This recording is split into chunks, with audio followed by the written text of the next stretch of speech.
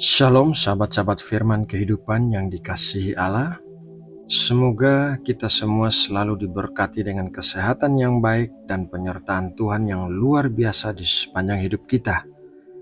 Sahabatku, seperti biasanya, mari kita menyatukan hati untuk sama-sama berdoa sebelum mendengarkan renungan firman Tuhan hari ini. Kami bersyukur ya Tuhan buat anugerah kebaikan-Mu yang melimpah di dalam hidup kami. Engkau Allah yang begitu baik, begitu sabar, dan begitu mengasihi kami. Ya Bapa, saat ini kami mau duduk diam di bawah kaki-Mu dan merendahkan hati kami untuk menerima pengajaran melalui firman-Mu.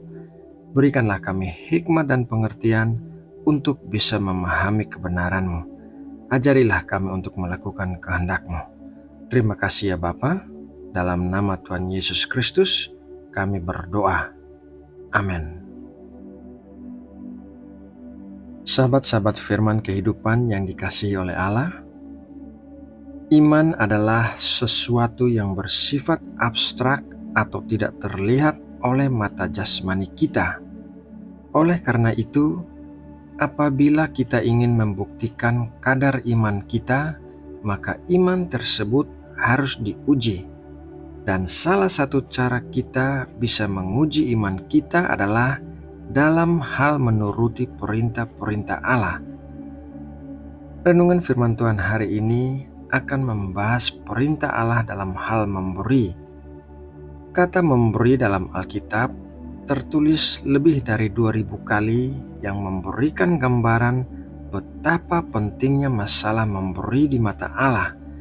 Bahkan satu-satunya ayat di mana Allah menantang manusia untuk mengujinya adalah dalam hal memberi kembali apa yang menjadi milik Allah, yaitu persepuluhan. Mari kita membaca Maleakhi 3 ayat 10.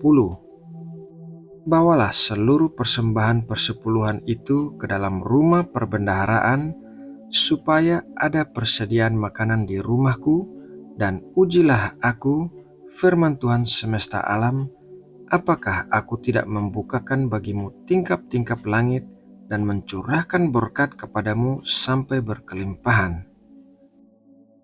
Persepuluhan adalah hal yang menjadi perdebatan di antara orang-orang Kristen karena ada dua pendapat tentang persepuluhan.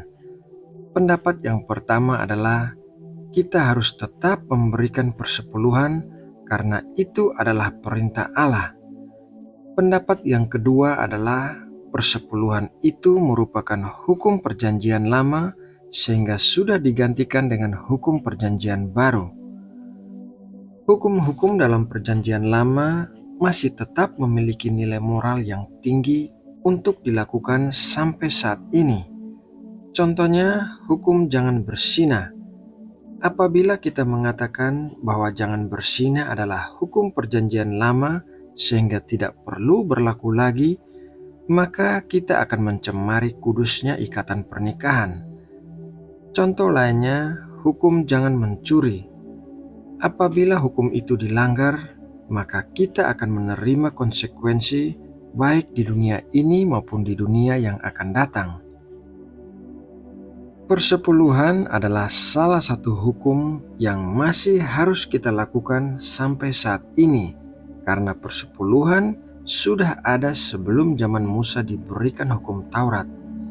Persepuluhan pertama tercatat dilakukan oleh Abraham dalam Kejadian 14 ayat 18-20. Melkisedek, Raja Salem, membawa roti dan anggur.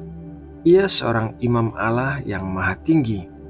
Lalu ia memberkati Abram, katanya, "Diberkatilah kiranya Abram oleh Allah yang maha tinggi, pencipta langit dan bumi, dan terpujilah Allah yang maha tinggi, yang telah menyerahkan musuhmu ke tanganmu." Lalu Abram memberikan kepadanya 1/10 dari semuanya. Selain alasan tersebut, ada alasan lain kita tetap melakukan persepuluhan, yaitu perkataan Tuhan Yesus dalam Lukas 11 ayat 42. "Tetapi celakalah kamu, hai orang-orang Farisi, sebab kamu membayar persepuluhan dari selasi, ingu, dan segala jenis sayuran, tetapi kamu mengabaikan keadilan dan kasih Allah. Yang satu harus dilakukan dan yang lain jangan diabaikan. Tuhan Yesus tidak meniadakan hukum persepuluhan, melainkan mengatakan agar kita tetap melakukannya. Dan apabila Tuhan Yesus yang mengatakan demikian, apakah kita tidak akan menurutinya? Persepuluhan atau 10% dari seluruh penghasilan kita merupakan angka ujian karena Alkitab mencatat bahwa Allah menguji Firaun dengan 10 tulah. Allah memberikan 10 perintah untuk menguji ketaatan bangsa Israel, dan selama bangsa Israel mengembara di padang gurun, ada 10 ujian yang gagal dilewati bangsa Israel, sehingga akhirnya mereka harus mengembara selama 40 tahun lamanya. Persepuluhan harus dikembalikan kepada Allah, bukan disebabkan Allah membutuhkan uang kita. Firman Tuhan berkata dalam Hagai 2 ayat 9, demikian bunyinya, "Kepunyaankulah perak dan kepunyaankulah emas, demikianlah firman Tuhan semesta alam." Persepuluhan adalah ujian bagi iman kita. Cara kita memandang persepuluhan bukanlah memandang ada 10% yang berkurang dari seluruh penghasilan kita, melainkan kita memandang betapa banyaknya Allah telah memberikan 90% kepada kita. 10% adalah jumlah yang sangat sedikit dibandingkan apa yang telah diberikan Allah kepada kita.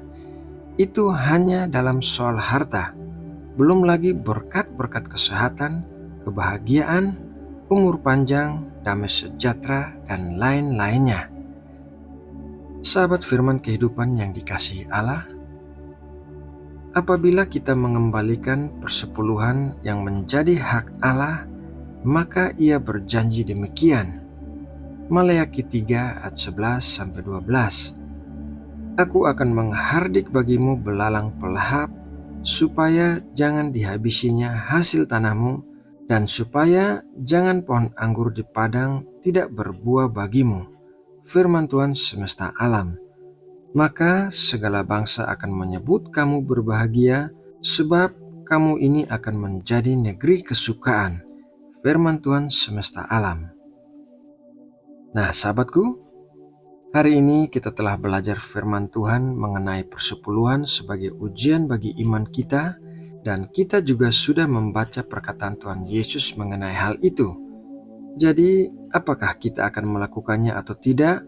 Itu adalah keputusan masing-masing pribadi. Sekarang mari kita berdoa untuk menutup renungan hari ini. Ya Bapa, kami sudah belajar firman-Mu mengenai persepuluhan. Kami percaya ada hati-hati yang diubahkan dalam cara pandang mengenai persepuluhan.